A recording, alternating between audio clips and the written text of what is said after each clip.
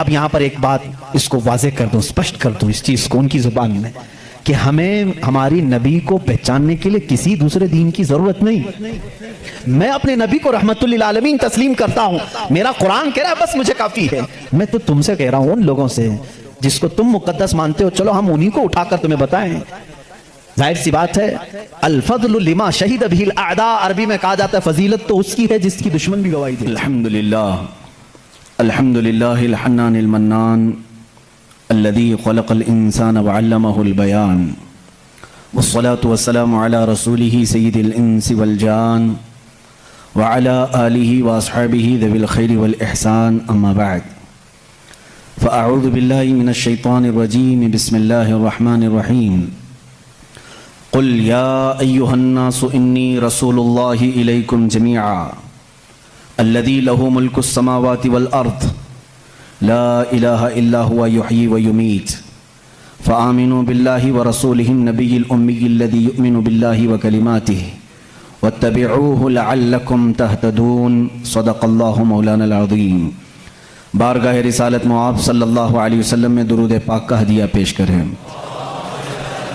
اللہم صلی علی سیدنا و مولانا محمد معدن الجود والکرم وآلہ واصحابہ الکرام وابنہ الکریم وبارک وسلم صلاة دائمة سرمدا ابدا۔ عزیزان گرامی وقار، آج اس عظیم المرتبت، اس باوقار شخصیت کی بارگاہ میں ہم خراج عقیدت پیش کرنے کے لیے حاضر ہیں، جنہیں عشاق کے امام نے یوں کہا، اللہ کی سرتاب قدم شان ہے یہ، اللہ کی سرتاب قدم شان ہے یہ، انسان ہی انسان وہ انسان ہے یہ، قرآن تو ایمان بتاتا ہے انہیں اور ایمان یہ کہتا ہے میری جان ہے یہ۔ اس عظیم بارگاہ میں ہم آج خراج عقیدت پیش کرنے کے لیے حاضر ہیں، جس کو امام عشق و محبت نے یوں اپنے الفاظ میں کہا تھا، سب سے اعلیٰ و اولا ہمارا نبی، سب سے بالا و والا ہمارا نبی، سارے اونچوں میں اونچا سمجھیے جسے، ہے اس اونچے سے اونچا ہمارا نبی، سارے اچھوں سے اچھا سمجھیے جسے، ہے اس اچھے سے اچھا ہمارا نبی۔ اسی لیے آج نہایت ہی ادب و احترام کی محفل ہے۔ ہمارا عقیدہ تو یہ ہے، وہ نام پاک آتے ہی بے اختیار ہمارے انگوٹھے لبوں تک چلے جاتے ہیں اور چوم کر کے ان کو ہم آنکھوں سے لگا لیتے ہیں، صرف اس بنیاد پر کہ اس نام میں اتنی مٹھاس ہے کہ بار بار چومنے کو دل کرتا ہے۔ اس رسول گرامی وقار صلی اللہ تعالیٰ علیہ وسلم کی بارگاہ میں ہم آج خراج عقیدت پیش کرنے کے لیے حاضر ہیں، جن کی تعریف لکھتے لکھتے قلم ٹوٹ گئے، جن کی تعریف بیان کرتے کرتے زبانیں سوکھ گئیں، جن کی مدح و ثنا میں عشاق، شاعران بلبلان باغ یا انادیل اندلیب گلشن رسالت اور دیگر جتنے بھی محبت کرنے والے ہیں، ان کی زندگیاں ختم ہو گئیں، اور انہوں نے اخیر میں جا کر کے ایک ہی جملہ کہا، لا یمکن الثناء کما کان حقہ بعد از خدا بزرگ توئی قصہ مختصر، کہا تمہاری تعریف تو کسی بشر کے حق میں ہو ہی نہیں سکتی، کوئی بشر کیا تمہاری تعریف کرے، تمہاری ثنا کا حق ادا کوئی نہیں کر سکتا۔ خلاصہ یہ ہے، حاصل کلام یہ ہے، خدا کے بعد اگر کوئی مرتبہ ہے تو یا رسول اللہ وہ آپ کا ہے۔ اسی کو امام عشق و محبت بریلی کے تاجدار نے یوں کہا، لیکن رضا نے ختم سخن اس پہ کر دیا، خالق کا بندہ خلق کا آقا کہوں تجھے۔ وہ خالق کا بندہ ہے اور خلق کا آقا ہے، ایک ہی فیصلہ کیا ہے، خالق کا بندہ ہے اور خلق کا آقا ہے۔ یہی قرآن کہہ رہا ہے، قل یا ایھا الناس انی رسول اللہ الیکم جمیعا، اے محبوب آپ فرما دیں تمام انسانوں سے۔ یہاں دیکھیں، توجہ کریں، قرآن میں یہ نہیں آیا یا ایھا الذین آمنوا، اے محبوب آپ کہہ دیں اے ایمان والو، نہیں، رب تعالیٰ فرماتا ہے اے رسول آپ فرما دیں، کس سے؟ اے انسانوں، جس کے اندر بھی انسانیت ہوگی اس کو رسول بلا رہے ہیں، کیا کہہ کر کے؟ اے انسانوں انی رسول اللہ علیکم، میں تم سب کی طرف رسول بن کر کے آیا ہوں۔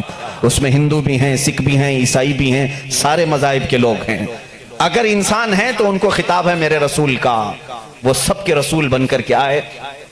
اسی کو عزیزان گرامی مداحان رسول نے یوں کہا ہے، لیکن رضا نے ختم سخن اس پہ کر دیا، خالق کا بندہ خلق کا آقا کہوں تجھے۔ اس لفظ پر توجہ رکھیں، وہ ہے خالق کا بندہ اور خلق کا آقا ہے۔ ایک جگہ پر اعلیٰ حضرت رضی اللہ تعالیٰ عنہ جا کر یوں ششدر رہ گئے، شش و پنج میں، یعنی اس کو ہم شش و پنج اس لیے میں کہہ رہا ہوں تفریح کے لیے آپ کے لیے، کہتے ہیں ایک اپنی نعت میں، ممکن میں یہ قدرت کہاں، واجب میں عبدیت کہاں، یعنی میں رسول کو خدا بھی نہیں کہہ سکتا اور عام بشر کہوں یہ بھی ان کے لیے مناسب نہیں، کیا کہوں؟ ممکن میں یہ قدرت کہاں، واجب میں یہ عبدیت کہاں؟ حیرت نے جھنجھلا کر کہا یہ بھی نہیں وہ بھی نہیں، اس کے بیچ میں ہے، عام بشر بھی نہیں ہے اور یہ خدا بھی نہیں ہے، ہاں وہی جس میں آپ نے کہا خالق کا بندہ خلق کا آقا کہوں تو۔ اس لفظ پر توجہ رکھیں، ہم اپنی بحث کو آج آگے بڑھاتے ہیں۔ عزیزان گرامی، رسول محمد عربی صلی اللہ تعالی علیہ وسلم جن کے آنے کا زمانہ بہت آخر میں ہے لیکن وہی اصل کائنات ہے، زمانہ ان کے بعثت کا اخیر میں ہے لیکن وہی اصل کائنات ہے۔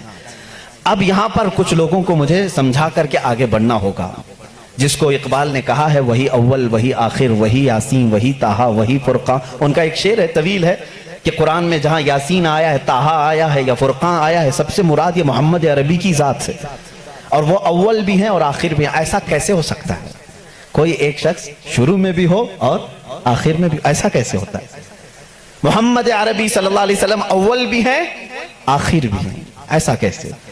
اس کو تو بعض حدیثوں سے آپ نے سنا بھی ہوگا، میرے آقا صلی اللہ تعالی علیہ وسلم نے فرمایا بھی ہے، کنت نبیا وآدم بین الماء والطین، میں اس وقت بھی نبی تھا جب آدم علیہ السلام کو مٹی اور پانی سے گوندھا جا رہا تھا، اس وقت بھی وہ نبی تھے، وہ اول ہیں اور آنے میں آخر ہیں۔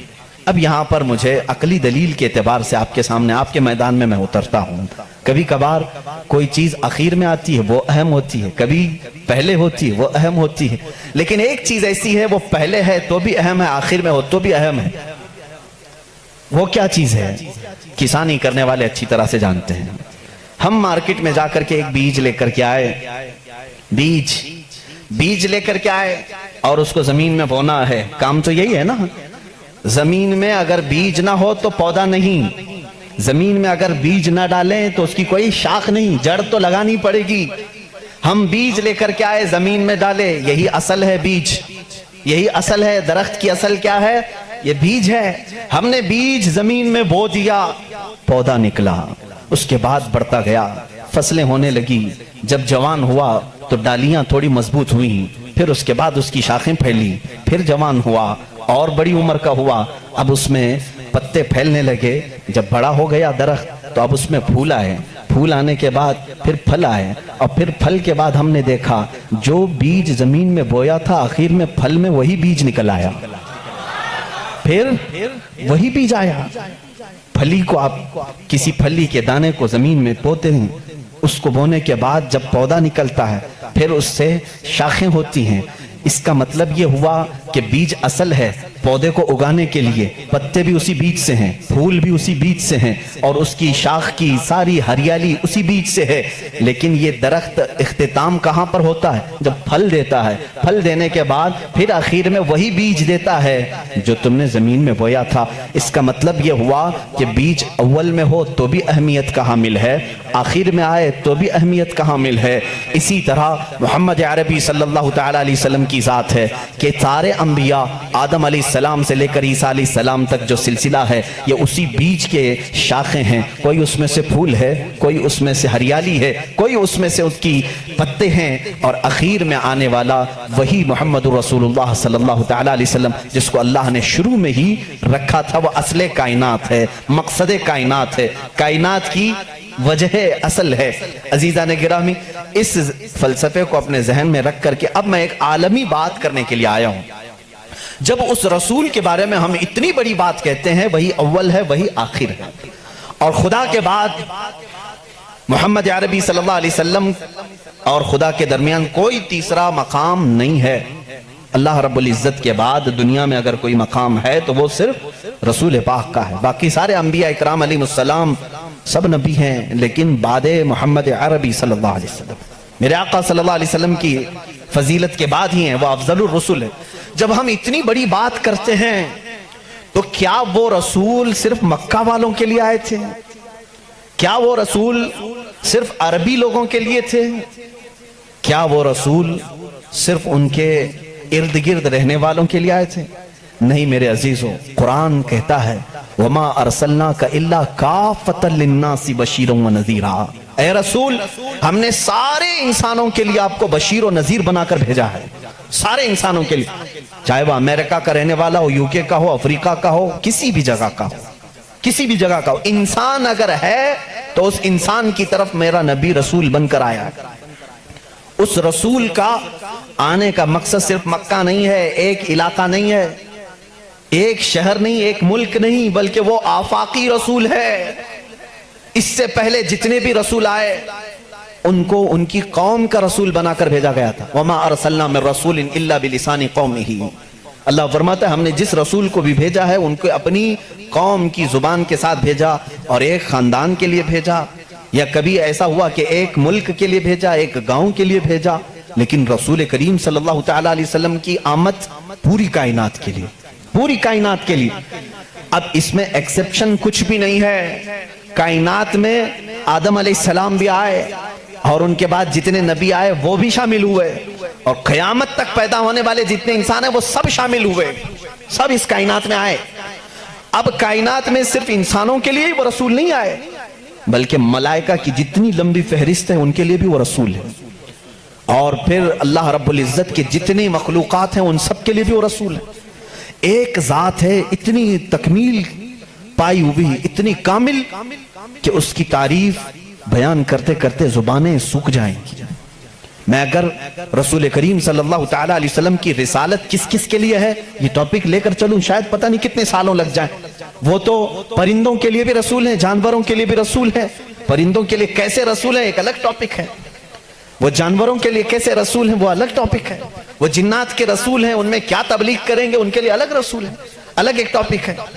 میرے عزیزو اتنا ہی نہیں، وہ نبیوں کے بھی رسول ہیں، اسی لیے تو قرآن نے چوتھے پارے میں وعدہ لیا ہے نبیوں سے، وَإِذَا أَخَذَ اللَّهُ مِيثَاقَ النَّبِيِّينَ لَمَا آتَيْتُكُم مِّن كِتَابٍ وَحِكْمَةٍ ثُمَّ جَاءَكُمْ رَسُولٌ مُصَدِّقٌ لِّمَا مَعَكُمْ لَتُؤْمِنُنَّ بِهِ وَلَتَنصُرُنَّهُ۔ قرآن کہتا ہے یہ سورہ نساء میں، اللہ سورہ آل عمران میں اللہ تعالیٰ یوں فرماتا ہے یاد کرو اس وقت کو جب سارے نبیوں کی روحوں کو جمع کر کے اللہ نے ایک وعدہ لیا تھا، جتنے بھی نبی دنیا میں آنے والے تھے ان سب نبیوں کی روحوں سے اللہ نے وعدہ لیا تھا۔ کس بات کا وعدہ؟ اللہ تعالیٰ ان سب سے وعدہ لیتا ہے کہ میرا ایک آخری رسول آئے گا، اگر وہ تمہارے زمانے میں آ جائے تو تم سب کے سب اس پر ایمان لاؤ گے اور اس کی مدد کرو گے۔ لَتُؤْمِنُنَّ بِهِ وَلَتَنصُرُنَّهُ، تم ضرور اس کی مدد کرو گے اور اس پر ایمان لاؤ گے، پھر کسی اور کی شریعت اس کے ہوتے ہوئے نہیں رہے گی۔ وہ رسول آ جائیں تو پھر ساری شریعتیں ختم ہوں گی، صرف شریعت مصطفیٰ چلے گی۔ اسی لیے تو ایک بار حضرت عمر فاروق رضی اللہ تعالیٰ عنہ تورات پڑھ رہے تھے حضور کے سامنے، حضرت ابو بکر بھی بیٹھے تھے رضی اللہ تعالیٰ عنہما، تو حضور صلی اللہ تعالیٰ علیہ وسلم کا چہرے کا رنگ بدل رہا تھا، ناراضگی کے آثار نظر آ رہے تھے، حضرت عمر دیکھ ہی نہیں رہے تھے، وہ پڑھے جا رہے تھے۔ تورات کس کی کتاب ہے؟ موسیٰ علیہ السلام پر اتری ہے، مقدس کتاب ہے۔ حضور اکرم صلی اللہ تعالیٰ علیہ وسلم کے اس جلال کے اثر کو صدیق اکبر رضی اللہ تعالیٰ عنہ نے بھانپ لیا، حضرت عمر کو انہوں نے زور سے کہا اے عمر دیکھتے نہیں رسول کریم صلی اللہ تعالیٰ علیہ وسلم کی ناراضگی کو؟ حضرت عمر نے کتاب بند کر دی، کہا یا رسول اللہ صلی اللہ علیہ وسلم اس کتاب کی تصدیق تو ہمارا قرآن بھی کرتا ہے کہ تورات آئی تھی، جگہ جگہ قرآن میں تورات کا ذکر ہے، یہ موسیٰ علیہ السلام پر اتری تھی اور اللہ کی کتاب ہے، وہی تو میں پڑھ رہا تھا۔ رسول پاک صلی اللہ تعالیٰ علیہ وسلم نے فرمایا اے عمر جس پر یہ کتاب اتری وہ کون ہے؟ موسیٰ علیہ السلام۔ اگر موسیٰ علیہ السلام بھی آج زندہ ہوتے تو وہ تورات نہیں قرآن پڑھ رہے ہوتے، ان کے پاس اس بات کے علاوہ کوئی اور دوسری گنجائش نہیں تھی کہ وہ صرف اور صرف مجھ پر ایمان لائیں اور قرآن پر عمل کریں اگر وہ زندہ ہوتے۔ اس کا مطلب یہ ہوا کہ یہ رسول انبیاء اکرام اور رسولوں کا بھی رسول ہے۔ اب یہاں پر میں تھوڑی سی باتیں آپ کو الگ انداز میں لے کر کے چلوں گا تاکہ میرے مخاطب اس زمانے میں بہت دوسرے لوگ بھی ہیں. الحمدللہ ایک مسلمان اپنے نبی کونین صلی اللہ تعالیٰ علیہ وسلم کے متعلق جان فدا کرنے کی بات کرتا ہے. یقیناً میں اگر کہوں محمد صلی اللہ تعالیٰ علیہ وسلم، میں نے کسی سے کہا نہیں کہ چوم لو، لیکن ہمارا دل کہتا ہے کہ وہ جب نام آئے تو ہم چوم لیتے ہیں. اتنا بھی عقیدہ ہمارے پاس ہے. اس رسول کریم صلی اللہ علیہ وسلم کی تعریف و توصیف ہم اپنے جو مجموعوں میں کرتے ہیں یہ صرف برکت کے لیے کرتے ہیں. آج میں ان سے بھی خطاب کرتا ہوں جنہوں نے رسول کو اب تک پہچانا بھی نہیں اور دوسرے کسی مذہب سے آج تک وابستہ ہیں.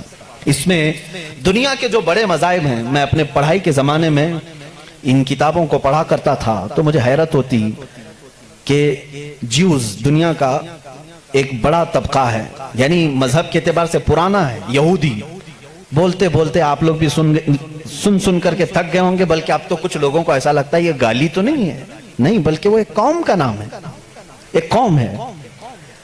جیسے کسی کو یزیدی کہہ دینا گالی ہو جاتا ہے، جبکہ وہ ایک شخص کا نام ہے. خیر، عیسائیت ایک قوم ہے جو حضرت عیسیٰ علیہ السلام پر ایمان لائی اور ان سے پہلے کے انبیاء اکرام پر ایمان لائی. ان کے علاوہ بھی کچھ دوسرے ریلیجین پائے گئے دنیا میں، جیسے بدھ مت ہے، آج اس کے ماننے والوں کو بدھسٹ کہا جاتا ہے، بدھزم. ان کے علاوہ ایک زردشتی مذہب تھا ایران کا، پارسی جن کو آج ہم کہتے ہیں. یہ پارسی مذہب بھی بڑا پرانا ہے، آگ کے پجاری تھے، مجوسی تھے، اور ان کا بانی زردشت تھا. یہ دنیا کے بڑے مذاہب کا ذکر کر رہا ہوں. یہودیت، عیسائیت، بدھ مت، پارسی، اور اس کے علاوہ ایک اور بڑا مذہب ہندو مت ہے، جن کو آج ہم روزانہ دیکھ بھی رہے ہیں، اور ہم جس ملک میں ہیں یہاں وہ کثرت سے ہیں. ہندو مت. ان تمام مذاہب سے میں آج ثابت کروں گا کہ ان سب کی کتابوں میں میرے نبی کا ذکر آیا ہے، جس کے متعلق یہ خود آج تک پڑھ نہیں پاتے یا پڑھ کر کے جان بوجھ کو چھپا لیتے ہیں. اگر تھوڑا بہت شدھ بدھ رکھتا ہو کوئی بھی یہودی یا عیسائی یا ہندو یا پارسی یا بدھ، میں اس کو دعوت سخن دوں گا کہ جا کر پھر سے ویریفیکیشن کر لینا میری باتوں کو. آیا ہماری کتابوں میں یہ باتیں ہیں؟ اور اگر ہیں تو ہمارے پنڈتوں نے چھپایا کیوں ہے؟ اور اگر ہیں تو ہمیں کیا کرنا چاہیے؟ میں شروع سے چلتا ہوں.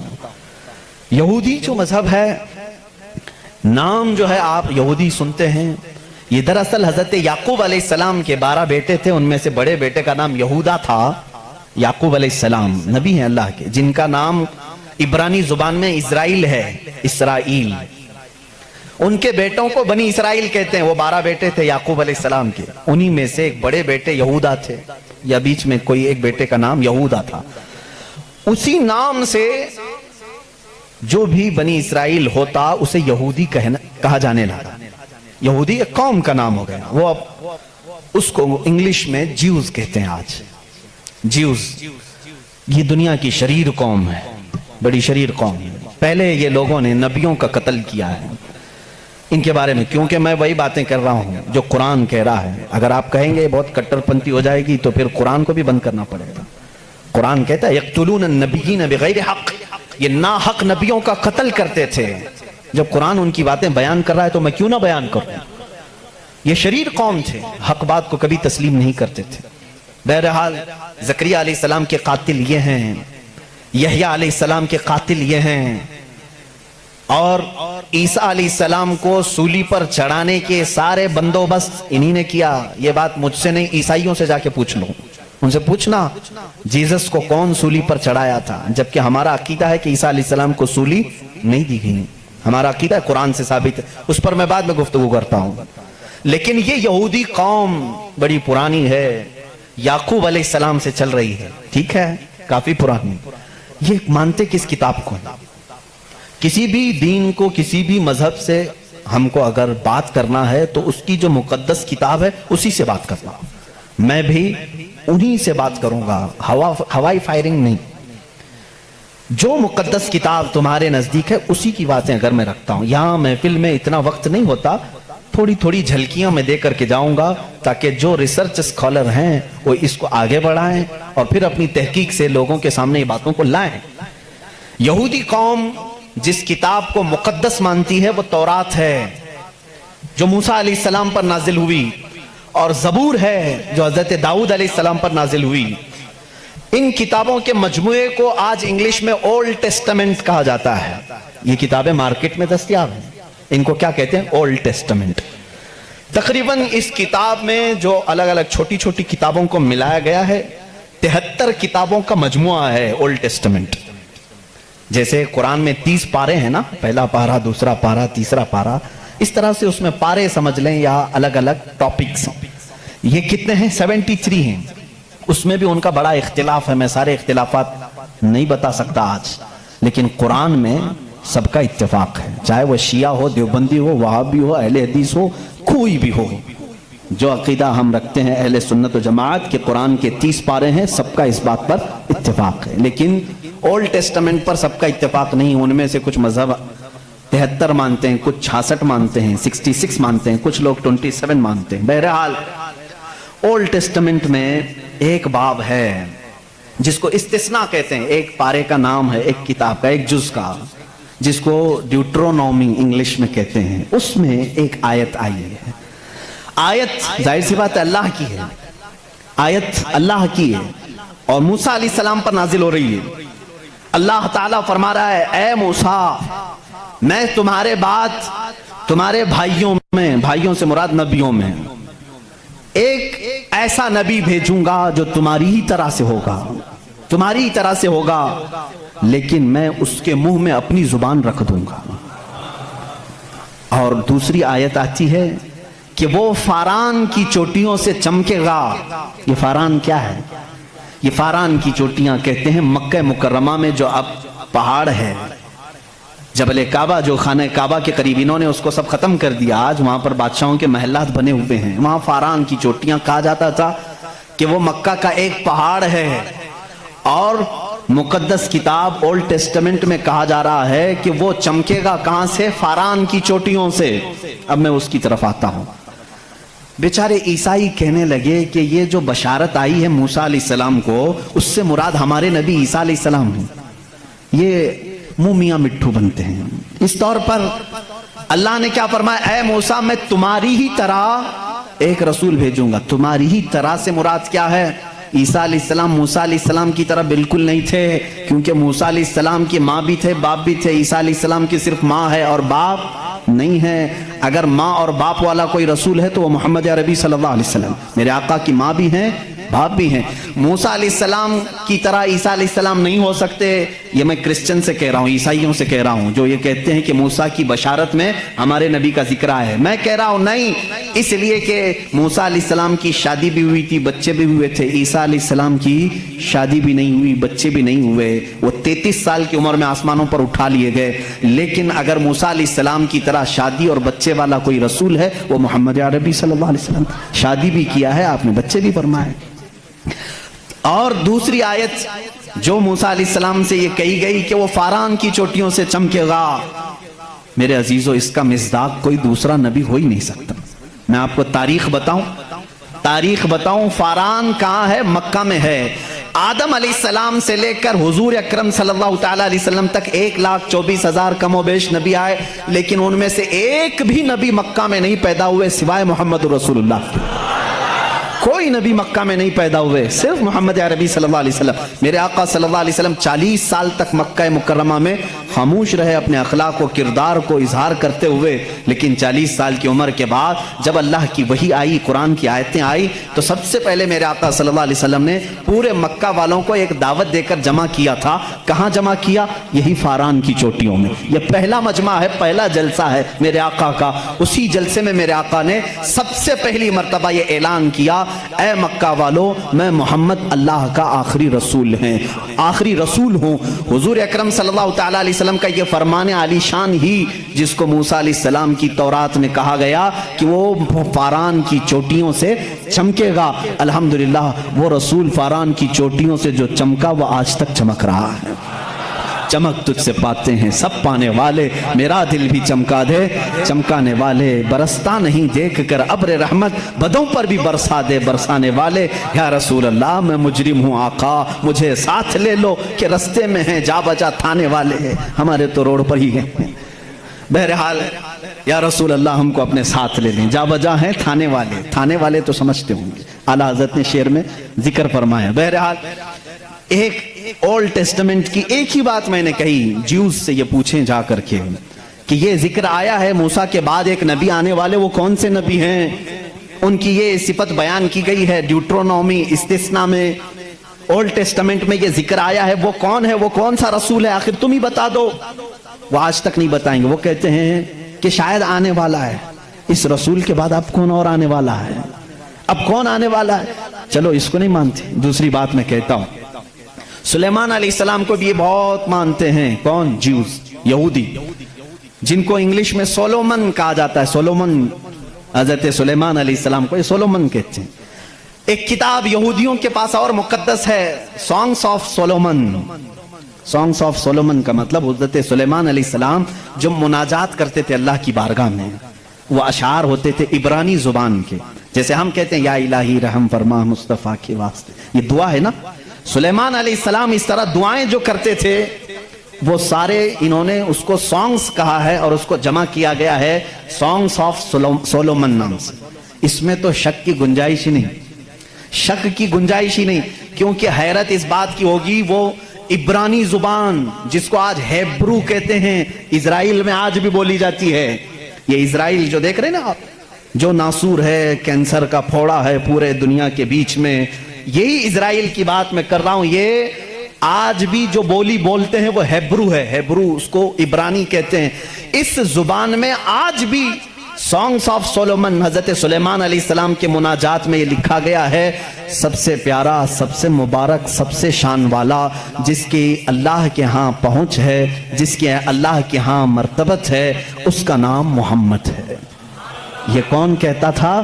سلیمان علیہ السلام۔ اور نام لفظ محمد آج بھی موجود ہے عبرانی زبان میں، آج بھی لفظ محمد، اور اس کے ساتھ لفظ ام آیا ہے۔ ام کہتے ہیں بڑا محترم شخص جس کی سارے لوگ عزت کریں، سلیمان علیہ السلام کہتے ہیں وہ ام ہے، ام ہے۔ ام کا مطلب ہیبرو میں ہے سب سے زیادہ عزت والا، اور سلیمان علیہ السلام نے وہ کر کے بھی دکھایا۔ وہ تخت پر جو بیٹھتے تھے سلیمان علیہ السلام، اس تخت کو جب آپ حکم دیتے ہواؤں میں اڑ تو وہ اڑنے لگ جاتا، جہاں کا آپ کو سفر کرنا ہوتا آپ سفر کرتے تھے۔ اور وہ تخت ایسا نہیں کہ ایک اڑن تشتری ہے چھوٹی سی، بلکہ اتنا بڑا تخت تھا کہ آپ کے دائیں جانب 500 نبی اس زمانے کے بیٹھتے تھے، بائیں جانب 500 اولیاء امت بیٹھتے تھے، اور وہ تخت جب اڑتا آسمانوں پر ہواؤں کو اللہ نے ان کے لیے مسخر کر دیا تھا، اور وہ جس طرف حکم کرتے اڑتا تھا۔ ایک مرتبہ یہ بھی اسرائیلی روایات میں بھی موجود ہے، سلیمان علیہ السلام اڑتے ہوئے جا رہے تھے، یہی تخت پر بیٹھے ہوئے، اچانک آپ نے تخت کو نیچے اترنے کا حکم دیا اور سارے لوگوں سے کہا پیدل چلو۔ تخت اٹھا کر لے جایا گیا، پیدل چلنے لگے، بہت لمبا عرصے تک، لمبی مسافت پیدل چلنے کے بعد پھر آپ سوار ہوئے، پھر سب کو سوار کر لیا، پھر ہوا کو کہا کہ اس تخت کو اڑا لے جائے فلاں سمت میں۔ مصاحبین نے پوچھا اتنا لمبا، یہ اتنی لمبی مسافت آپ نے پیدل چلایا، صرف ورزش کرانے کے لیے نہیں؟ سلیمان علیہ السلام نے جواب دیا میں اس لیے تخت کو نیچے اتار دیا کہ یہ وہ زمین ہے جہاں آخری نبی آنے والا ہے،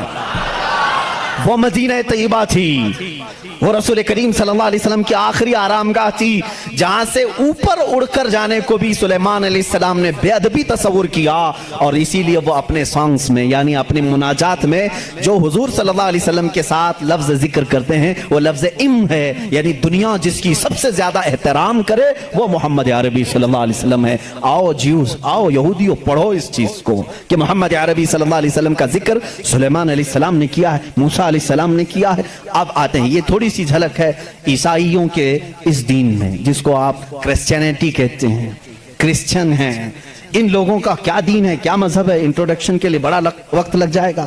عیسیٰ علیہ السلام کے یہ پیروکار ہیں، عیسیٰ علیہ السلام کو یہ جیزس کہتے ہیں، اور اس کو یسوع مسیح بھی کہا جاتا ہے اردو میں، جیزس۔ لیکن عیسائی بعد میں چل کر کے گمراہ ہوئے، شروع کے عیسائی گمراہ نہیں تھے۔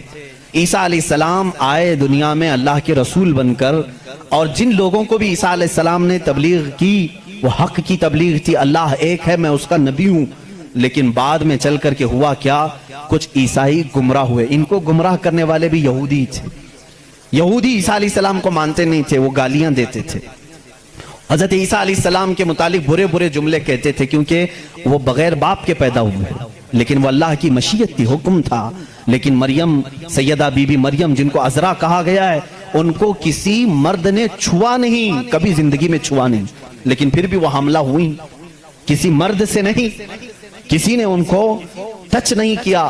اللہ رب العزت نے جبرائیل علیہ السلام کو صرف حکم دیا، پھونک مارو۔ جبرائیل علیہ السلام نے پھونک دیا اور وہ حاملہ ہوئی۔ اسی لیے عیسیٰ علیہ السلام کو روح اللہ کہا جاتا ہے، روح اللہ کہا جاتا ہے، وہ اللہ کی نشانی ہے۔ لیکن بعد کے عیسائی گمراہ ہوئے، یہ کیا کہنے لگے، نہیں ان میں آ کر کے بھی انہوں نے ہی شرپسندی پھیلائی ہے، یہودیوں نے، کہ نہیں عیسیٰ جو ہے وہ در حقیقت خدا کا بیٹا ہے، مریم خدا کی بیوی ہیں اور عیسیٰ بیٹے ہیں۔ اس لیے کچھ لوگ ٹرائنیٹی کے قائل ہو گئے، تثلیث جس کو کہتے ہیں، تین خداؤں کو ماننا، یہ عیسائیوں کے دین میں آ گیا، یہ تین خدا ماننے لگ گئے۔ ایک اللہ کو بھی مانتے ہیں، دوسرے روح مقدس کو بعض لوگ، اور بعض لوگ بی بی مریم کو خدا کہتے ہیں، تیسرے حضرت عیسیٰ علیہ السلام جیزس گاڈ کہتے ہیں، مریم کو میری کہتے ہیں، میری بھی گاڈ ہے، اور اللہ رب العزت کو یہ فادر کہتے ہیں، گاڈ فادر کہتے ہیں۔ بہت سارے مسلمان یہ جملہ یوز کرتے ہیں، وہ ہمارے گاڈ فادر ہیں، فلاں گاڈ فادر ہے، ہرگز نہ استعمال کریں۔ اللہ کو باپ کہنا اسلام میں جائز ہی نہیں۔ وہ لم یلد ولم یولد، نہ اس سے کوئی پیدا ہوا نہ وہ کسی سے پیدا ہوا، ہمارا عقیدہ یہ۔ لیکن عیسائی بعد میں گمراہ ہوئے اور وہ تین خداؤں کا عقیدہ رکھنے لگ گئے۔ اب میں آ کر کے چلتا ہوں آگے۔ عیسائیوں کو اگر میں بتاؤں کہ تمہارے دین میں اصل بات کیا ہے جو عیسیٰ علیہ السلام کہہ گئے جو آج تم نہیں کر رہے ہو، وہ صرف یہی بات ہے۔ عیسیٰ علیہ السلام اپنے حواریین سے کہتے ہیں، میں تمہیں ایک ضروری بات سناتا ہوں جس کو سننا ضروری ہے، اس کا حوالہ بھی میں دے دوں، یہ کہاں ہے، یہ بات کہاں ہے، کیونکہ میری باتوں کا ہو سکتا ہے ری ویریفیکیشن ہو، کراس ویریفیکیشن ہو، اور معلومات کرنے کے لیے میں آپ کو حوالہ دیتا ہوں، ریفرنس دیتا ہوں۔ عیسائیوں کی جو مقدس کتاب ہے اس کو نیو ٹیسٹمنٹ کہتے ہیں، بائبل بھی کہتے ہیں۔ اولڈ ٹیسٹمنٹ جو تورات ہے، نیو ٹیسٹمنٹ جو بائبل ہے، آپ سب کو یہ نالج ہونی چاہیے، معلومات ہو۔ عیسائیوں کی یہ مقدس کتاب بائبل، یہ ایک نہیں ہے، یہ چار ہے، چار حصے ہیں اس کے، کیونکہ عیسیٰ علیہ السلام کے چار شاگردوں نے لکھا ہے۔ بائبل کے چار نسخے آج بھی مارکیٹ میں ہیں، بائبل متی کی جس کو میتھیو کہتے ہیں انگلش میں، بائبل لوکا کی جس کو لوکیو کہتے ہیں، بائبل مرقس کی جو عربی میں کہہ رہا ہوں اس کو مارکیوس کہتے ہیں، اور یوحنا کی جس کو جان کہتے ہیں، جیسے جان جوزف کہتے ہیں، جان ابراہیم کو ابراہم کہتے ہیں، یہ تمام وہی الفاظ ہیں جن کو انگلش میں تبدیل کر دیا گیا ہے۔ بات بہت سوکھی تو نہیں ہو رہی ہے آپ کے لیے، یہ نالج کی ضرورت ہے، میں علم کے لیے یہ بات ضرور آج کرنا چاہتا ہوں۔ محمد ہمارے بڑی شان والے ہیں، میرے آقا صلی اللہ تعالیٰ علیہ وسلم کا تذکرہ آخر اللہ تعالیٰ پرانی کتابوں میں کیسے نہیں کرے گا، وہی اول ہیں وہی آخر ہیں، تو اول ہمیشہ سے وہ اس کا وجود دنیا میں رہے گا ہی رہے گا۔ تو بائبل کے یہ جو چار نسخے ہیں، اب ان چاروں نسخوں میں سے میں سب کی بات نہیں کروں گا، جو بائبل یوحنا کی ہے جس کو جان کہتے ہیں، جان جو بائبل ہے اس کے اندر یہ تحریر ہے، یہ آیت ہے جس میں عیسیٰ علیہ السلام کہہ رہے ہیں، اے میرے حواریوں، اے میرے چاہنے والوں، میں تمہیں ایک وصیت کر کے جا رہا ہوں، وہ کرنا مجھے تمہارے لیے ضروری ہے کہ میرے بعد ایک رسول آئے گا جو تمہاری مدد کرے گا۔ لوگ مجھ پر الزام لگائیں گے، وہ میری پاکی بیان کرے گا، لوگ میری ماں کو برا کہیں گے، وہ میری ماں کو طاہرہ کہے گا، پاکیزہ کہے گا، اور میرے بعد ایک نبی آئے گا، تم سب اس کے انتظار میں رہنا اور اس کے انتظار میں رہنا اور اس کے تعاون میں رہنا۔ لوگوں نے پوچھا ہم اس کو کیسے پہچانیں، اس کو کیسے پہچانیں، وہ کہاں سے آئے گا، کیسے آئے گا؟ عیسیٰ علیہ السلام نے وہ بھی ہلکا کر دیا اور کہا اس کی ایک علامت یہ ہے، جب تک میں دنیا سے جاؤں گا نہیں وہ آئے گا نہیں، جب تک میں دنیا سے جاؤں گا نہیں وہ آئے گا نہیں۔ پوچھا کیوں؟ کہا اس لیے کہ اس کے زمانے میں دوسرا کوئی نبی ہوگا ہی نہیں، کیونکہ وہ خاتم النبیین ہے۔ اللہ اللہ، ان عیسائیوں سے قادیانیوں کو سیکھنا چاہیے، ان کا عقیدہ تو یہ تھا۔ عیسیٰ علیہ السلام یہ اپنے حواریین سے کہہ رہے ہیں، جان بائبل کی کتاب، اس میں یہ تحریر موجود ہے، یہ عبارت موجود ہے، اور اس میں لوگوں نے پوچھا ہم اس کو کیسے پہچانے، کیا ہیں اس کی نشانیاں کیا ہیں؟ تو ایک یونانی ورڈ ہے, آج بھی بائبل میں ہے, پیریکلیٹوس نام سے, انگلش میں اس کو پیریکلیٹوس کہتے ہیں. یہ لفظ آج بھی کتابوں میں موجود ہے, آج بھی ہے, اور ان ظالموں نے اس کا ترجمہ الگ الگ کیا. عیسیٰ علیہ السلام نے کہا تھا کہ وہ پیریکلیٹوس ہوگا, تم اس کو پہچانو گے. تو اس کا ترجمہ یہ لوگ کرتے ہیں وہ ایسا ہوگا ویسا ہوگا, بلکہ حقیقت میں یہ یونانی ورڈ کا ترجمہ ہوتا ہے نہایت ہی رحم دل, بلکہ ہر انسان کے لیے وہ رحمت ہوگا, ہر انسان کے لیے رحمت ہوگا. بلکہ اس کے ترجمے میں, پیریکلیٹوس کے ترجمے میں کہا گیا ہے جو جانوروں سے بھی اچھا سلوک کرے, جو کائنات کی ہر چیز سے اچھا سلوک کرے, اسے پیریکلیٹوس کہا جاتا ہے. اب اس کا مصداق قرآن کی آیت میں ہے, وما ارسلناک الا رحمت للعالمین. اس رسول ہی کو اللہ نے رحمت کہا ہے جس کو عیسیٰ علیہ السلام کی اس بائبل میں کہا گیا پیریکلیٹوس ہوگا, وہ رحمت ہوگا. عیسائی آج بھی لوگوں کو گمراہ کر رہے ہیں, ان کے بڑے, کیونکہ اگر وہ کہہ دیں گے کہ پیریکلیٹوس رحمت والا, وہ مدینے والا ہے, تو ان کا دھندا بند ہو جائے گا. یہاں کون آئے گا پاؤں چومنے, سب کے سب پھر مدینے کا رخ کریں گے. اسی لیے یہ چھپاتے ہیں, لیکن ہم بتاتے رہیں گے انشاءاللہ. عزیزان گرامی, عیسیٰ علیہ السلام کی پاکی بیان کرنے کی بات آئی, انہوں نے کیا نشانی بتائی؟ وہ رسول آئے گا, میری پاکی بولے گا, مجھ پر الزام لگائیں گے اور میری ماں کو گالیاں دیں گے تو وہ اسے طاہرہ کہے گا. آؤ میں آپ کو حضور صلی اللہ تعالی علیہ وسلم کے زمانے تک پوری ہسٹری بتا دوں, 550 سال کی. عیسیٰ علیہ السلام کے ساتھ ہوا کیا؟ جب آپ 33 سال کی عمر کے تھے, یہودی دشمنی پر آ گئے اور ایسی دشمنی کیے کہ آپ کو قتل کرنے کا منصوبہ بنا کر آپ کے گھر کے ارد گرد آ گئے, یروشلم میں, جہاں یہ آج جا کر کے اس کو اپنی کیپٹل سٹی بنا رہے ہیں. عیسیٰ علیہ السلام کو وہاں پر انہوں نے گھیر لیا. رات کے وقت عیسیٰ علیہ السلام اکیلے تھے اپنے گھر میں, اپنے شاگردوں کو جو جو تعلیم دینی تھی سب دے کر کے بھیج دیا, اور حضرت عیسیٰ علیہ السلام نے کہہ بھی دیا تھا اب میں تم سے ملاقات نہیں کروں گا, کیونکہ انہیں بھی پتا تھا کہ اب کیا ہونے والا ہے. رات کے وقت یہودی گھر کے اطراف جمع ہیں. اس کے بعد ایک یہودی کو انہوں نے بھیجا کہ جا اندر دیکھ کر کیا عیسیٰ ہے کہ نہیں ہے. وہ اندر گیا, میرے رب کی حکمت دیکھیں, اللہ تعالیٰ نے عیسیٰ علیہ السلام کو اسی وقت آسمانوں پر اٹھا لیا, اور جو اندر آیا تھا اس کو عیسیٰ علیہ السلام کی شکل دی تھی. جو ڈھونڈنے آیا تھا عیسیٰ علیہ السلام کی آدھی شکل, چہرے سے لے کر یا پیٹ تک کی شکل اس کو اللہ نے دے دی. اب بہت دیر تک وہ باہر نہیں آیا, تو باہر جو قتل کے منصوبے سے کھڑے تھے انہوں نے کہا اس کا کیا انتظار کریں, حملہ کرو, حملہ کرو, دھاوا بول دو. گھر پر سب گھس گئے. اندر آئے تو جوش میں ہوتے, جیسے آتنکی جوش میں ہوتے ہیں, انہیں پتہ ہی نہیں رہتا کس کو مار رہے ہیں کس کو جلا رہے ہیں. یہ اندر آئے, دیکھا پلنگ پر عیسیٰ کی شکل ہے علیہ السلام, اس کو پکڑا اور قید کر کے لائے, اسے مارا اور لا کر کے سولی پر چڑھا دیا, اس کو پھانسی دے دی. کس کو پھانسی دی ہے؟ اب سب کو معلوم ہونا چاہیے. یہ عیسائیوں کو بھی معلوم نہیں تھا, یہودیوں کو بھی معلوم نہیں تھا کس کو پھانسی دی, کیونکہ یہ بتانے کے لیے اب کوئی نبی ہی تو آنا چاہیے. ہوا کیا تھا اندر گھر میں, ہوا کیا تھا, کون بتائے گا؟ یہودی جلدی سے پکڑ کر لا کر پھانسی تو دے دیے, لیکن بعد میں ان کو خود کو ٹینشن ہونے لگا کہ ہم نے عیسیٰ کو پھانسی دی تو ہمارا آدمی کہاں گیا, جس کو چیکنگ کے لیے بھیجا تھا وہ غائب بھی ہو گیا, وہ کہاں گیا؟ اور اگر یہ ہمارا آدمی ہے, کیونکہ نیچے سے ہمارا ہی دکھ رہا ہے, پیروں تک اللہ نے بدلا نہیں تھا, آدھی شکل اللہ نے عیسیٰ علیہ السلام کی دی تھی, نیچے سے دیکھنے میں تو یہ ہمارا ہی لگ رہا ہے, اور یہ اگر ہمارا ہے تو پھر عیسیٰ کہاں گئے؟ اسی ٹینشن میں معلوم ہے 500 سال گزر گئے, اس ٹینشن میں 500 سال گزر. اب بیچارے عیسائیوں کو یہ بھی نہیں معلوم تھا. عیسائیوں کو کون بتائے گا؟ کیونکہ عیسیٰ علیہ السلام کے بعد سے لے کر ہمارے نبی تک بیچ میں کوئی نبی نہیں آئے, کوئی نبی نہیں آئے.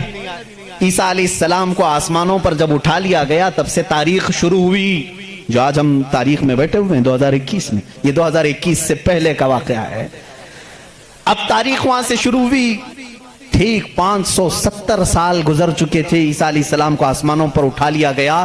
جھگڑے چلتے رہے عیسائیوں کے اور یہودیوں کے, یہ ان کو قتل کرتے تھے, وہ ان کو قتل کرتے تھے. کئی بار بیت المقدس کو لوٹا گیا, کبھی عیسائی وہاں پر قابض ہوتے تھے, کبھی یہودی قابض ہوتے تھے, کیونکہ عیسائیوں کے لیے بھی مقدس تھا, یہودیوں کے لیے بھی مقدس تھا. لڑائیاں چلتی رہتی تھی. وہ عیسیٰ علیہ السلام کو گالیاں دیتے تھے اور ان کو کہتے تھے کہ وہ فلاں سے پیدا ہوا, فلاں سے پیدا ہوا. بی بی مریم کو زنا کی تہمت لگاتے تھے. عیسائی صفائی دیتے رہتے تھے نہیں وہ اللہ کی طرف سے آئے تھے، بعد میں پھر ان کا بھی بگڑ گیا عقیدہ، نہیں اگر یہ بار بار کہہ رہے ہیں کہ عیسیٰ کے باپ نہیں تھے، کیسے ہو گئے، تو عیسائی بولنا شروع کر دیا ان کا باپ تو اللہ ہی تھا، خدا ہی تھا۔ تو یہ ان سے بچنے کے لیے اسی ٹینشن میں 550 سال چلے گئے، پھر میرے آقا صلی اللہ تعالیٰ علیہ وسلم تشریف لائے۔ جب مدینہ طیبہ میں آئے تو ان لوگوں کے جھگڑے دیکھے، مدینہ میں عیسائی بھی تھے، یہودی بھی تھے، اور حیرت کی بات میں آپ کو بتاؤں، مدینہ میں عیسائی بھی تھے، یہودی بھی تھے۔ کیوں تھے یہ لوگ پہلے سے یہاں پر؟ بڑا طویل واقعہ ہے یہ۔ گاؤں بھی نہیں تھا، شہر بھی نہیں تھا، کچھ بھی نہیں تھا، مدینہ کچھ بھی نہیں تھا۔ ایک بار یمن کا بادشاہ وہ حج کے لیے آیا تھا، خانہ کعبہ کا طواف کرنے کے لیے، اس کے ساتھ 700 علماء تھے۔ کتنے؟ 700 علماء تھے۔ وہ جب واپس جا رہا تھا تو وہ علماء جو تورات بھی جانتے تھے، انجیل بھی جانتے تھے، انہوں نے ساری علامتیں میرے نبی کے آنے کی پڑھ لی تھی۔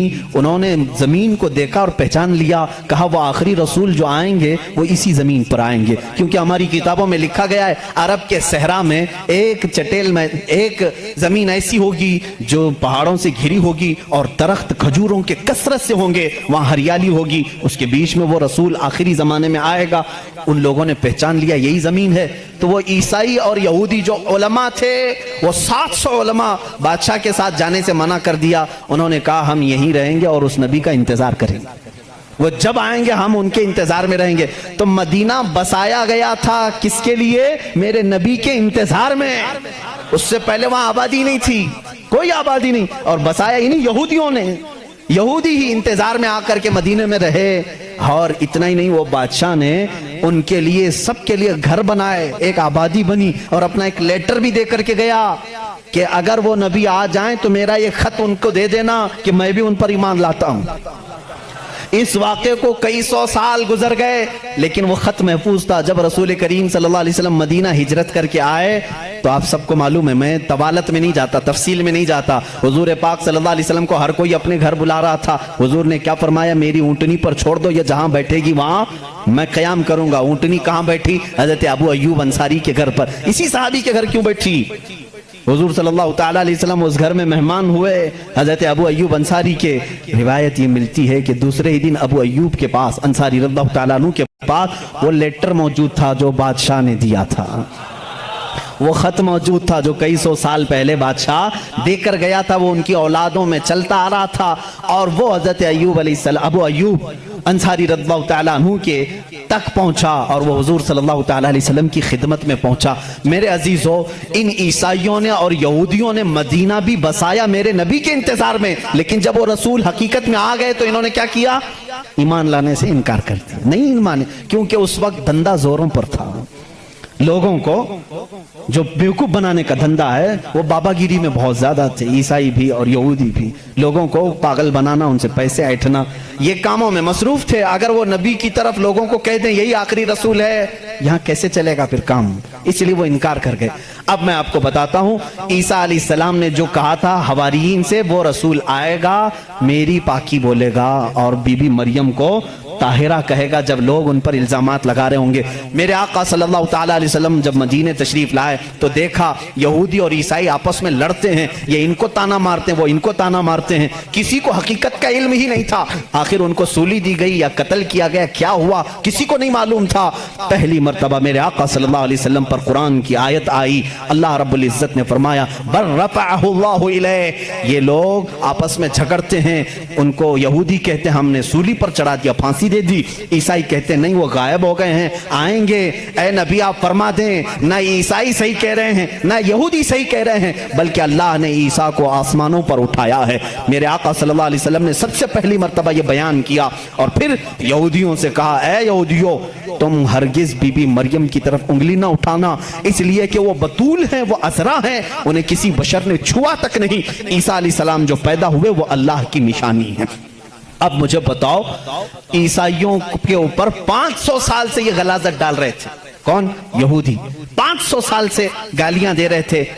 ان عیسائیوں کو احسان ماننا چاہیے میرے رسول پاک کا۔ میرے رسول کریم صلی اللہ تعالیٰ علیہ وسلم نے سیدنا عیسیٰ علیہ السلام کی طہارت بیان کی کہ وہ اللہ کے بیٹے نہیں ہیں، وہ پاکیزہ ہیں، وہ اللہ کی مخلوق ہیں۔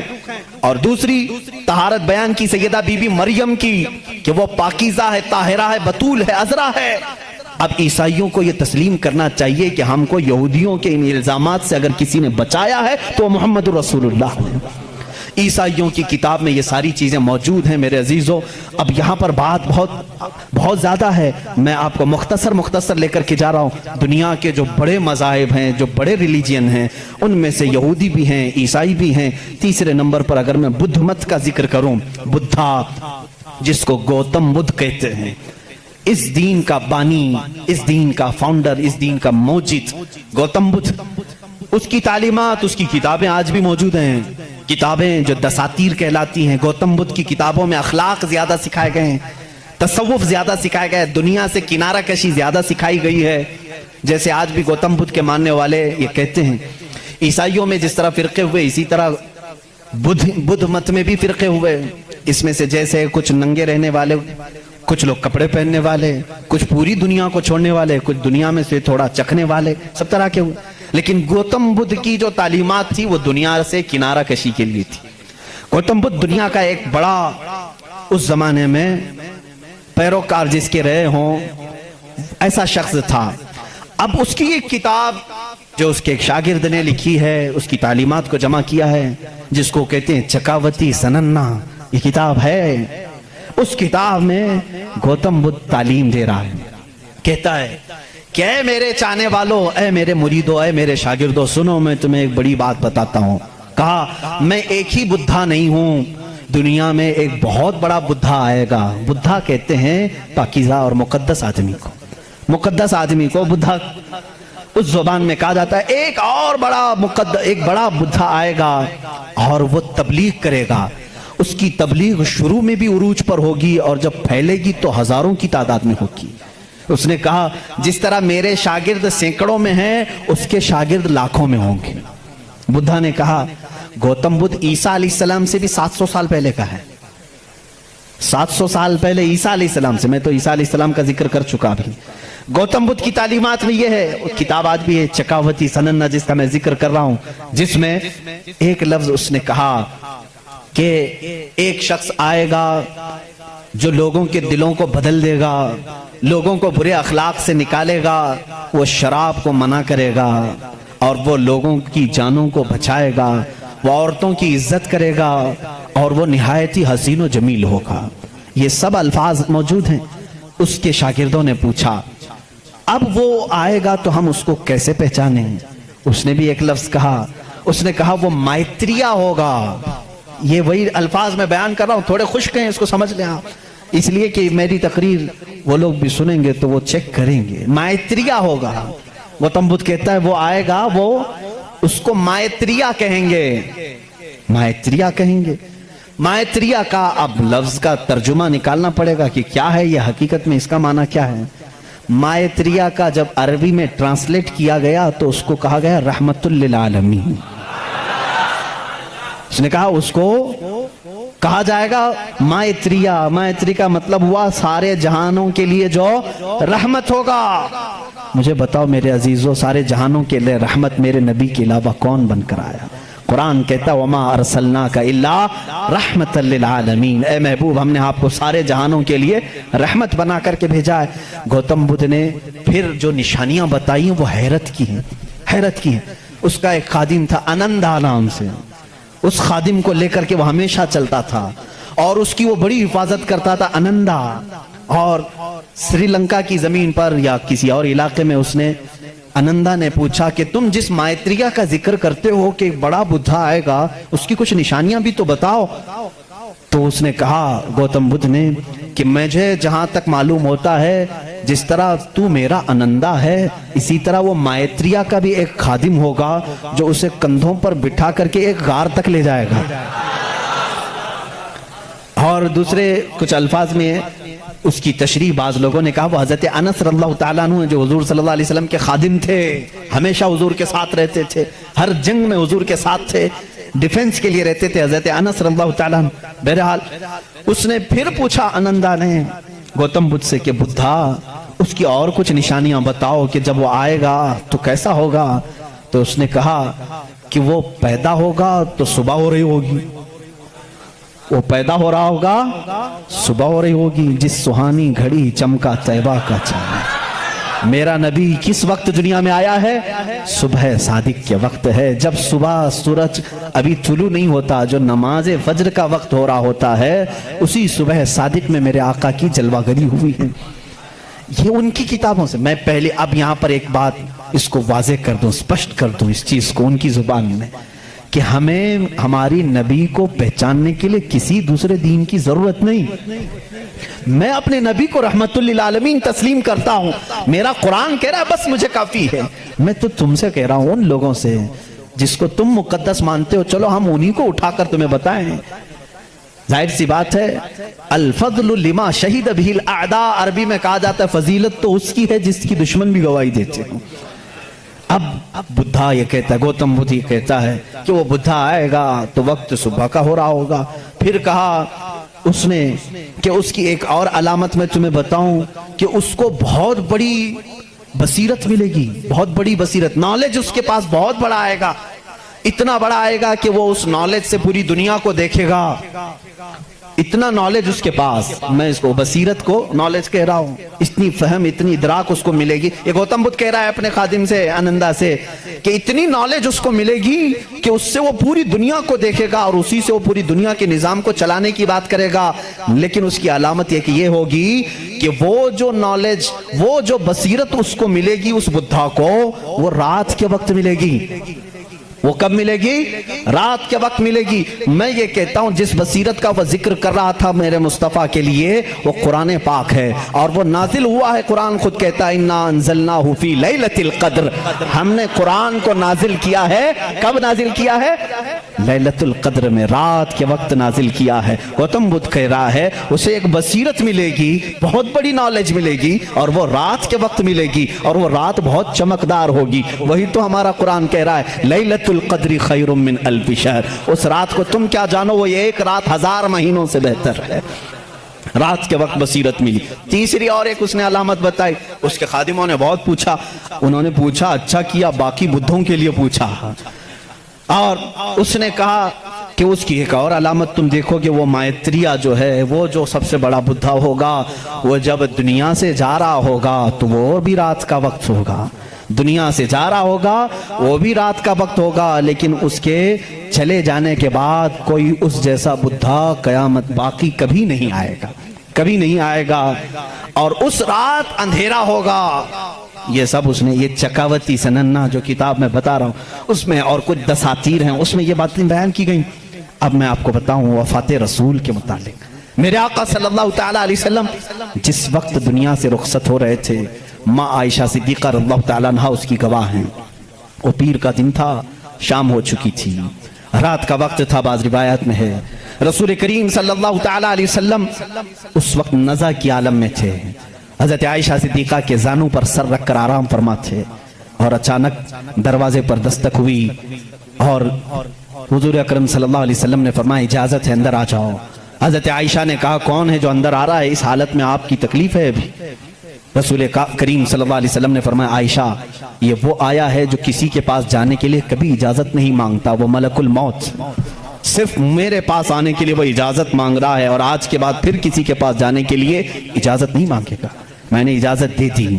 ملک الموت آئے، رسول کریم صلی اللہ تعالیٰ علیہ وسلم کی روح پاک کو نکالا، رب اعلیٰ کے پاس لے گئے۔ یہ حضور کی وفات کے آخری اوقات، وہ بڑے غمگین ہیں، میں پھر جذبات میں ڈوب جاؤں گا۔ حضور اکرم صلی اللہ تعالیٰ علیہ وسلم جب وفات پائے، حضرت عائشہ صدیقہ رضی اللہ تعالیٰ عنہ کو خبر ہی نہیں تھی اس چیز کی، وہ باتیں کرتے ہوئے مصروف تھی، حضور اکرم صلی اللہ تعالیٰ علیہ وسلم کے ساتھ باتیں کرنے میں وہ مصروف تھیں۔ اچانک صدیق اکبر رضی اللہ تعالیٰ عنہ حجرے میں داخل ہوئے، اندھیرا تھا، اندھیرا تھا۔ حضور اکرم صلی اللہ علیہ وسلم کے جسم اقدس کے پاس جیسی آئے، حضرت صدیق اکبر نے محسوس کر لیا کہ اللہ کے آخری رسول اب دنیا سے پردہ فرما چکے، آپ اپنے آنسوؤں کو ضبط نہ کر سکے، آپ نے انا للہ پڑھا اور سیدھے میرے آقا کے ماتھے کو بوسہ دیا، اور اس کے بعد روتی ہوئی آنکھوں سے صدیق اکبر نے کہا واللہ لن یجمع الموتین، اللہ کی قسم اب اللہ تعالیٰ دوسری موت کبھی آپ پر نہیں لائے گا، ایک موت آنی تھی وہ آ گئی، اے رسول اب دوسری موت کبھی نہیں آئے گی۔ हजरत आयशा ने यह सुन करके फौरन इस्तेजाब का इजहार किया। वो कहती हैं उस वक्त तक उन्हें एहसास नहीं होता कि ये आका रसूल करीम सल्लल्लाहु तआला अलैहि वसल्लम दुनिया से पर्दा कर चुके हैं। हजरत आयशा को उन्होंने उठाया, मेरे आका सल्लल्लाहु तआला अलैहि वसल्लम के जिस्म नाज को जब उन्होंने सुलाया, जानते हो ये वो रात थी, ये वो रात थी। हजरत आयशा कहती हैं मेरे हुजरे में हुजूर का यह आखिरी दिन था, लेकिन सोए इत्तेफाक कि उस रात मेरे घर में चिराग जलाने के लिए तेल भी नहीं था, चिराग जलाने के लिए तेल भी नहीं था। ये रिवायत मशहूर है। जिस रात रसूल करीम सल्लल्लाहु अलैहि वसल्लम की वफात हुई वो अंधेरी रात थी, और अंधेरा क्यों ना हो जब सूरज गुरूब हो जाए, जब आफताब गुरूब हो जाए तो अंधेरा कैसे ना हो। लेकिन मेरे अजीजों, इस बात को मैं यहाँ बताना चाहता हूँ, बुद्धों की बुद्धिज्म में ये बात बताई गई। गौतम बुद्ध ने ये खुद कहा कि वो मैत्रिया आएगा तो रोशन होगा, जब वो जा रहा होगा तो निहायत ही अंधेरा होगा, रोशनी नहीं होगी, लेकिन उसका चेहरा चमक रहा होगा। अजीजा ने गिरामी, मुझे बताओ जितनी अलामतें उसने बताई हैं ये मेरे नबी के अलावा किसकी ज़ात में पाई जाती हैं? और भी दीगर मज़ाहिब हैं दुनिया के, वक्त निकल गया। जरदश्ती मजहब जो मजूसी हैं, इनकी भी किताब है ज़ंदावस्ता नाम से। ये फारसी के लोग थे, ईरानी असल थे, आग की पूजा करते थे। उनकी किताब में भी लिखा है, पारसियों की किताब में लिखा गया है कि एक नबी आएगा जो अरब में पैदा होगा, वो आग को बुझा देगा और काबे की तरफ सारे लोगों के मुंह को मोड़ देगा। उसने कहा उस वक्त तक लोगों का किबला काबा नहीं था, बैतुल मुकद्दस की तरफ मुंह करके पढ़ते थे। ज़ंदावस्ता किताब ये पारसियों की किताब है, जिसमें ये जरदश्ती मजहब को मानते हैं। वो उसमें बशारत दी गई है, एक नबी आएगा, अरब में पैदा होगा, आग को बुझा देगा और सारे लोगों का मुंह काबे की तरफ फेर देगा। मुझे बताओ, काबे की तरफ किसी और नबी ने नहीं फेरा, बल्कि मुस्तफ़ा करीम सल्लल्लाहु तआला अलैहि वसल्लम जब मदीना तैयबा तशरीफ लाए, उस वक्त भी लोगों का किबला बैतुल मुकद्दस था, बैतुल मुकद्दस किबला था। हुजूर सल्लल्लाहु अलैहि वसल्लम 17 महीने तक बैतुल मुकद्दस की तरफ मुंह करके नमाज पढ़ाते रहे। मदीना तैयबा में एक इलाका है आज भी, वहां जहां आज मस्जिद किबलतैन बनी हुई है, वहां मेरे आका सल्लल्लाहु अलैहि वसल्लम ज़ोहर की नमाज पढ़ा रहे थे। 2 रकात हो चुकी थी। बैतुल मुकद्दस इस तरफ है, खाने काबा इस तरफ है, दोनों अपोजिट साइड में है। बैतुल मुकद्दस की तरफ मुंह करके मेरे आका इमाम है, नमाज पढ़ा रहे हैं, पीछे सहाबा की सफ़ें। 2 रकात हुई थी। हुजूर के दिल में यह ख्याल आने लगा, काश हमारा चेहरा काबे की तरफ होता तो अच्छा होता। बैतुल मुकद्दस भी अफजल है, लेकिन काबा वो है जहां मेरे आका की विलादत हुई है। मेरे आका का आबाई वतन, हुजूर काबे से निहायत मोहब्बत करते थे। अगर हमारा किबला, हमारे चेहरे का रुख उस तरफ होता तो ज्यादा अच्छा होता। ये दिल में ख्याल करके मेरे आका आसमान की तरफ यूं देख रहे थे। कब?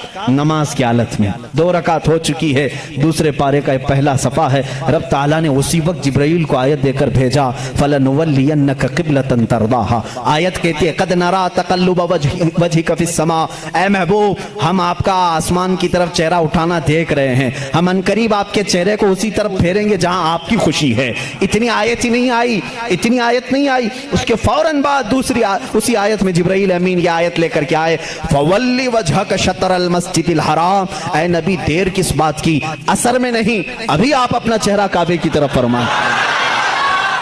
खाने काबा की तरफ सारे लोगों का किबला बदल गया। देखो उस रसूल की 2 रकात बैतुल मुकद्दस की तरफ हुई, आप फिर गए, सहाबा फिर पीछे हुजूर के आ गए। बल्कि एक रिवायत में हुजूर सल्लल्लाहु अलैहि वसल्लम चल करके आगे आए, आप इमाम थे और सहाबा फिर सफ़ें। इसी तरह से वो नमाज न टूटी न छूटी न फूटी। हालांकि उस नमाज में रद्दो बदल हुआ, 2 रकात उस तरफ फिर करके, 2 रकात इस तरफ फिर करके। हम अगर फिरेंगे तो नमाज टूट जाएगी, वो सहाबा की नमाज टूटी नहीं, इसलिए कि इसमें दर्स है। नमाज तो असल वही है जो फरमाने मुस्तफा के ताबे हो, रसूल जिस तरफ रुख करे।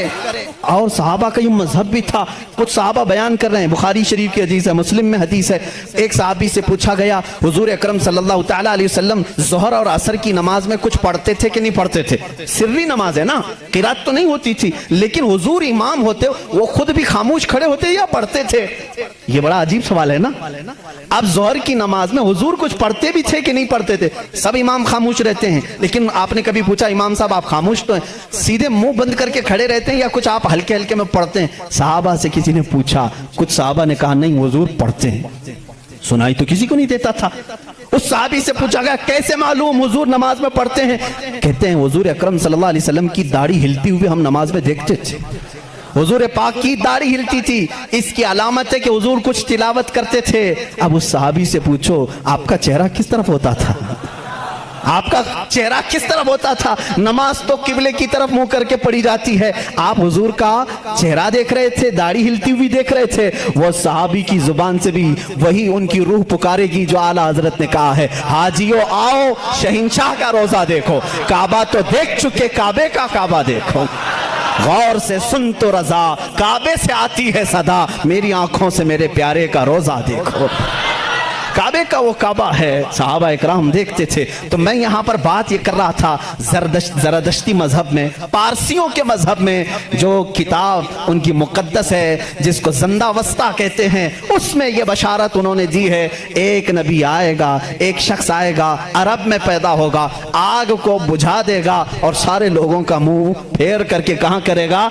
काबे की तरफ कर देगा। उन्होंने जो कहा था वो सही कहा था। वो रसूल मुहतशम सल्लल्लाहु अलैहि वसल्लम तशरीफ लाए और जिस वक्त मेरे आका तशरीफ लाए थे, ईरान में 1000 साल से आग जल रही थी, अचानक बुझ गई। आग बुझ गई, सारे काहिन उस दिन परेशान थे, इस आग को कभी हमने बुझने नहीं दिया था, आज कैसे बुझ गई? वही दिन था 12 रबीउल अव्वल का, जब किसरा बादशाह के महल में दरार पड़ गई। जिस महल के बारे में उसका चैलेंज था कि इसको दुनिया की कोई ताकत गिरा नहीं सकती, वो आज भी मौजूद है इराक के एक शहर मदाइन में। लोग कहते हैं किसरा का महल, हम देखने के लिए भी गए कई मर्तबा। उसमें बीच में से एक दीवार ऐसी टूटी है कि अंदर से आदमी जा आ सकता, इतनी बड़ी दरार है।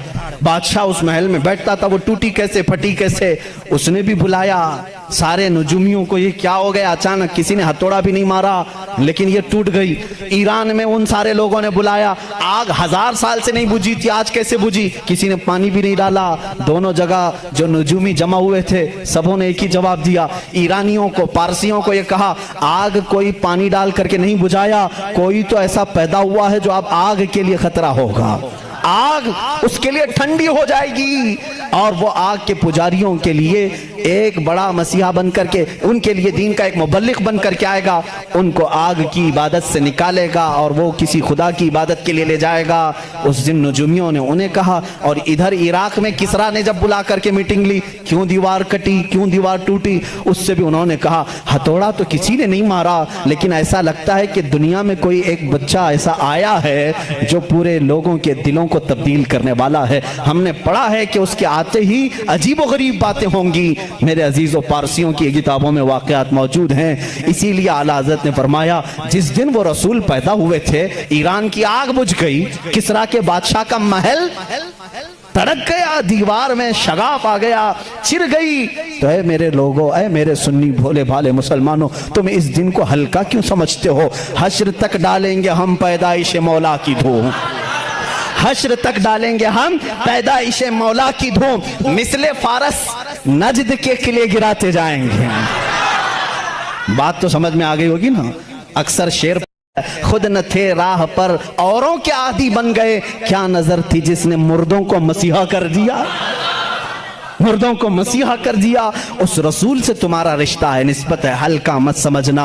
अब मैं समझता हूँ जिस नौजवान के अंदर ये फीलिंग आती है, पता नहीं दुनिया मुझे क्या कहेगी, मैं दाढ़ी रखूंगा, मैं टोपी पहनूंगा तो क्या समझेगी, ऐसा ना समझो। अगर दाढ़ी ऐब होती तो कायनात के सबसे हसीन चेहरे पर दाढ़ी कभी नहीं आती। 2 जुमले आज मेरी तकरीर से लेकर के जाओ। दुनिया में सबसे ज्यादा हसीन किसको समझते हो, किसको समझते हो? और स्मार्ट और हैंडसम के लिए दाढ़ी छिलाना तुम कैसे सोचते हो? दाढ़ी छिलाने को हैंडसम बनना और स्मार्ट ये हो ही नहीं सकता। अगर ये ऐब होता तो सबसे हसीन चेहरे पर कभी आती ही नहीं, आती ही नहीं। दुनिया के सबसे हसीन चेहरे पर दाढ़ी थी और दुनिया की सबसे मुकद्दस औरत फातिमा के सर पर दुपट्टा था। ये 2 जुमले आज मेरे काफी हैं, 2 जुमले मेरे काफी हैं। अगर सबसे ज्यादा इज्जत वाली होने के लिए कोई औरत दुपट्टा खींच करके नंगे बाल घूमती है तो बेवकूफ है, इसलिए कि कायनात की सबसे मोहतरम खातून जिसके लिए कयामत में भी ऐलान होगा, ऐ लोगों अपनी आंखें नीची करो, फातिमा बिनते मोहम्मद जन्नत की तरफ जा रही है। उस खातून को जो इज्जत मिली है उसके सर पर जब दुपट्टा है तो फिर दुपट्टा कमतरी की अलामत नहीं हो सकता। जिसके सर पर दुपट्टा है वो आलीशान है, जिसके चेहरे पर दाढ़ी है वो आलीशान है, इसलिए कि मेरे रसूल का वो गुलाम है। जब कब्र में जाएगा, कुछ हो या ना हो, शक्ल देख करके तो फरिश्ते ये कहेंगे सूरत ये लेकर के आया है जैसे मदीने वाले की थी, मेरे आका सल्लल्लाहु अलैहि वसल्लम की थी। अब मैं आखिरी कहते यहाँ आ गया। जाहिर सी बात है आपकी गर्मी मुझे भी ठंडा नहीं कर पाती, हालांकि इन लोगों ने आज कुर्सी पर बिठाया है, खड़े होने के बाद अलग मसला होता है। बहरहाल आखिरी अब मैं हकीकत में कर दूं, हमारा एक और भी मिजाज हम देखते हैं। मैं कल परसों ही कह रहा था, आपने देखा कभी हम लोग किसी को बहुत ही इज्जत देते हैं, जैसे दूल्हे को बुलाते हैं, सेहरा उसका है, कुर्सी उसकी है, जो मेन महफिल का है उसको, लेकिन एक और इज्जत हमने देखा है, एक और इज्जत, मकाम है, मर्तबा, शादी है तो इज्जत की समझ में आ गया, आज प्रोग्राम तो मेरी इज्जत की समझ में आ गया, तकरीर सुनना है, और दूसरों को किसी को बुलाया गुलपोशी के लिए, घर में मीटिंग है, इज्जत की समझ में आया। लेकिन एक और की हम इज्जत करते हैं, वो क्यों समझ में नहीं आती। मर गया, जान चली गई, लेकिन सारे मुसलमान इज्जत करने लग जाते हैं। अपने हाथों से नहलाया, बहुत गर्म पानी ना नहलाना, हल्का, बहुत ठंडा भी नहीं, मीडियम, अच्छा कपड़ा जो ईदों में पहनता था, ये मेरे मुस्तफा की तालीमात है, वो पहनाओ, निहायत सफेद हो, कोई दाग ना हो, इत्र लगाओ, बदबू ना आने पाए, सुरमा लगाओ, खूबसूरत लगे, उसे काफूर में रखो ताकि कोई उसके अंदर बू भी ना आ सके, और खींच करके नहीं ले जाना, उठा कर ले जाना, कंधों पर उठा कर ले जाना, और फिर सुन्नी हो तो फूल डाल करके ले जाना, फूल डाल करके ले जाना, और आराम से धक्के ना देना। और फिर यहां तक कहा गया जनाजे के आगे मत चलना, उसे सबसे आगे रखना। ये इतना एहतराम। मर गया भाई, अब दुनिया में उसका क्या काम है, क्यों इतनी इज्जत, नहला रहे हो, पहना रहे हो, खुशबू लगा रहे हो, सुरमा लगा रहे हो, फूल पहना रहे हो, अब कहां उसकी शादी, कांधे पे उठा कर ले जा रहे हो। तब हमें बुजुर्गों ने फरमाया, नादान, इसकी ये इज्जत इसलिए है, आज ये रात में जा रहा है जलवा रसूल देखने के लिए। क्या तू जब भी अपने माशरे में हज के लिए कोई जाता है, हाजी को घर बुलाते हैं, दावत करते हैं, फूल पहनाते हैं, चादर डालते हैं, क्यों मियाँ, पूछा हमने क्यों इतना इसकी इज्जत हो रही है, कहते हैं काबा देखने जा रहा है, काबा देखने जा रहा है, हाजी काबा देखने जा रहा है, इतनी इज्जत है। इसीलिए मेरे अजीजों, हम मरने से भी नहीं डरते, हमारी इज्जत इतनी होती है कि हम रसूल का जलवा देखने जा रहे हैं। मेरे अजीजों, इसी पर मैं अपनी गुफ्तगू को खत्म करता हूं। अब तो पाए नाज से ऐ फरिश्तों मैं क्यों उठूं, अब तो पाए नाज से ऐ फरिश्तों मैं क्यों उठूं, मर के पहुंचा हूं यहां इस दिलरुबा के वास्ते। व आखिरु दावाना अनिल हम्दुलिल्लाहि रब्बिल आलमीन।